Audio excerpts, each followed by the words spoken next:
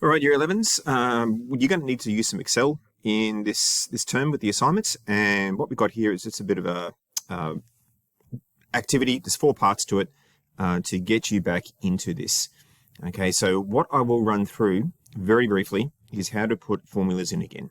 Okay, so look at this here. Part 1, enter the formula D equals 2 times A plus 5 times B minus C.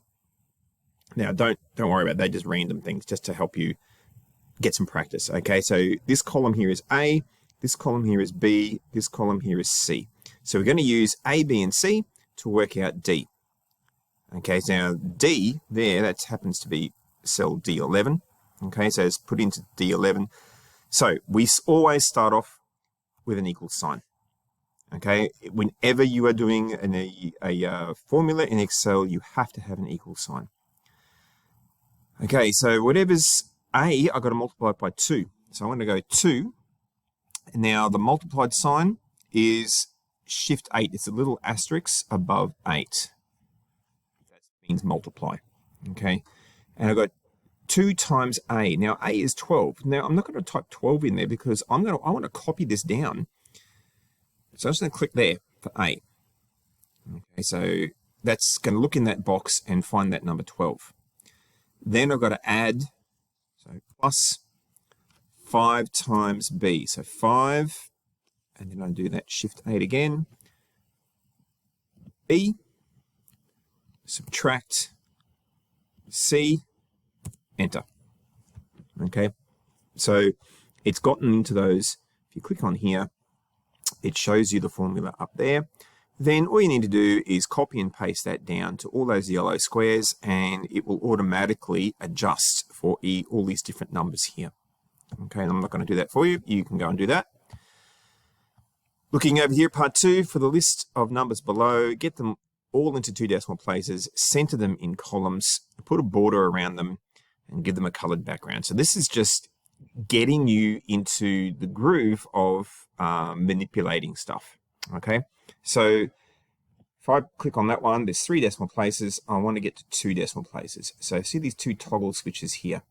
This one here says 0, 0, change it to 0. Now 0.00, change it to 0.0. So that's reducing the number of decimal places. So if I just click on that, look, it's automatically gone down to 2 decimal places. Okay, that's how you do that. To center it, simply go over there. To put a border around it, you go over to this little toggle switch here, click on that, and you can do all sorts of things. Okay, you can click on a border. If you put some color into it, you go to this little, I'll just get off that. To get some color into it, little paint pot here, and you can make it whatever you want. Okay, so go and do that for all of those. And, oh, sorry, there's 5. Okay, so read the instructions here. You're going to be doing this formula, R divided by K. The divided sign is just the backslash underneath the question mark. Enter a formula that will convert these kilometers into meters. Think through, how do you get kilometers into meters? What have you got to do to it? And do it to each of those. Okay, you're going to need that for the assignment. That kind of conversion. You're also going to need this for the assignment, dividing one thing by another. You're going to be using this arrangement here to find speed for in your assignment. Okay, and then read the instructions. Make sure that the values of K are rounded off to 1 decimal place. Again, using those toggle switches up there. So have a play around with it. There's 5 bits there. This is just to get you back into the swing of things with Excel.